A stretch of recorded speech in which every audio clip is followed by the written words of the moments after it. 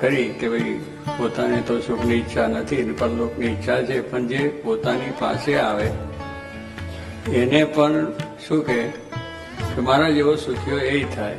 જોગી મહારાજને એ જ હતું કે મને તો સુખ છે ભગવાનનું જે મળ્યું છે, દુનિયાની વાત નતા કરતા. એમને સુખ દુનિયાનું હતું જ નહીં.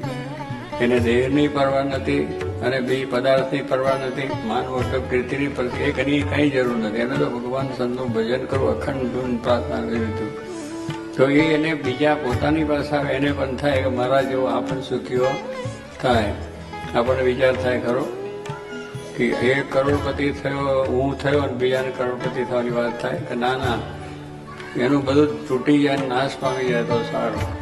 હું દુખ્યો છું, મારા જેવા બધા દુખિયા થાય. આપણી ભાવના આવી ટૂંકી ટચ છે, એકદમ લાંબો વિચાર જ નહીં. તરત અંદરથી નીકળી પડે કે આનું આમ થાવ, એનું નખો જ જાઓ, એનું ખોટું